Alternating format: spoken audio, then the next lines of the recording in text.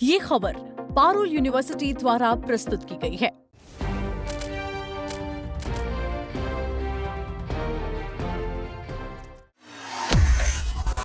नमस्कार।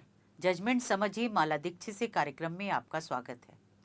आज मैं आपके साथ राम मंदिर चढ़ावा चोरी मामले पर चर्चा करूंगी। बताऊंगी कि एसआईटी की रिपोर्ट में क्या कहा गया है, कैसे नियम ढीले हुए और खेल हो गया। सारी बातों पर चर्चा होगी। राम मंदिर चढ़ावा चोरी मामले में एक ऐसा सच सामने आया है जिसने कई गंभीर सवाल खड़े कर दिए हैं। एसआईटी की अंतरिम रिपोर्ट ने चौंकाने वाले खुलासे किए हैं। रिपोर्ट के मुताबिक ये कोई साधारण चोरी नहीं थी, बल्कि सुरक्षा और प्रक्रिया में बड़ी चूक का नतीजा थी। सबसे बड़ा खुलासा तो ये है कि गणना कर्मियों की तलाशी के नियम को शिथिल किया गया था, यानी ढीला किया गया था। पहले व्यवस्था ये थी कि गणना कक्ष का मतलब है जहां पर जो चढ़ावा आता था उसकी गिनती होती थी। तो गणना कक्ष में आने जाने वाले हर व्यक्ति की सघन तलाशी ली जाएगी, पहले ये नियम था। लेकिन 6 फरवरी 2025 को जारी एसओपी में इस सख्त नियम को बदल करके नियमित या औचक तलाशी कर दिया गया, यानी हर बार तलाशी जरूरी नहीं रही। और यहीं से शुरू हुआ लापरवाही का सिलसिला।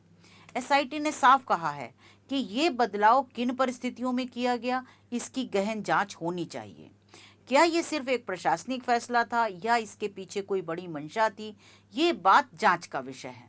रिपोर्ट में ये भी सामने आया है कि शिथिल नियमों के बावजूद भी तलाशी नियमित रूप से नहीं की जा रही थी, यानी जो थोड़ा बहुत सुरक्षा बची थी वो भी कागजों तक सीमित रही। अब जरा उन खामियों पर को समझिए जिनकी वजह से ये चोरी संभव हुई। पहली, प्रवेश और निकासी पर तलाशी नहीं ली गई, यानी आने जाने के समय दोनों समय तलाशी नहीं हुई।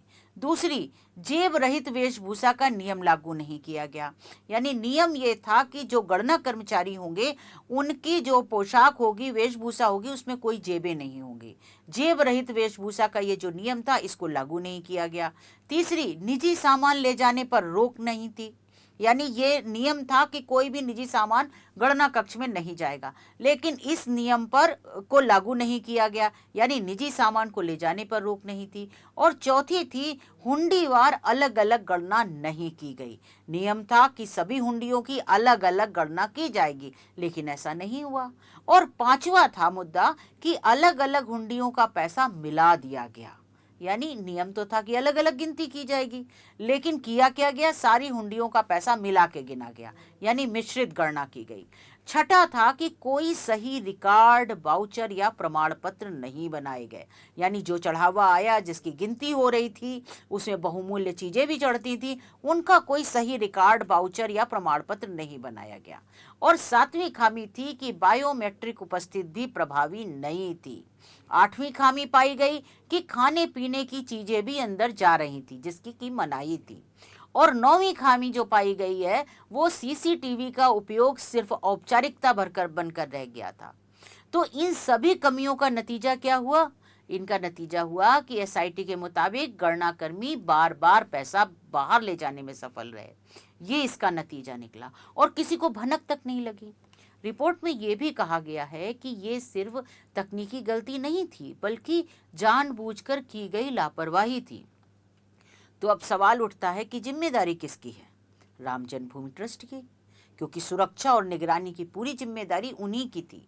स्टेट बैंक के साथ हुए एमओयू में भी ये साफ लिखा था कि सुरक्षा के कड़े इंतजाम किए जाएंगे। फिर भी ना तो गार्ड ने सही तलाशी ली, ना ही ट्रस्ट के अधिकारियों ने निगरानी की और ना ही तय नियमों का पालन हुआ। इतना ही नहीं, गणना कर्मी निर्धारित ड्रेस कोड में भी नहीं आ रहे थे और इस पर भी किसी ने ध्यान नहीं दिया, यानी हर स्तर पर लापरवाही, और उसी का फायदा उठाकर चढ़ावे में सेंध लगाई गई। अब सबसे बड़ा सवाल ये है कि क्या ये सिर्फ सिस्टम की विफलता है या इसके पीछे कोई बड़ा नेटवर्क काम कर रहा था?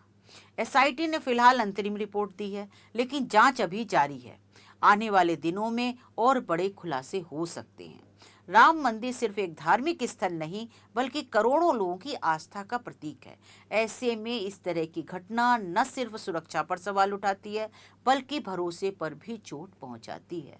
अब देखना होगा कि जांच कहां तक जाती है और जिम्मेदारी पर क्या कार्रवाई होती है। तो आज बस इतना ही। फिर इस मामले में कुछ आएगा नया ताज़ा तो मैं उस पर आपके साथ जरूर चर्चा करूंगी। आप मेरे साथ इस कार्यक्रम में जुड़े रहे, इसके लिए धन्यवाद।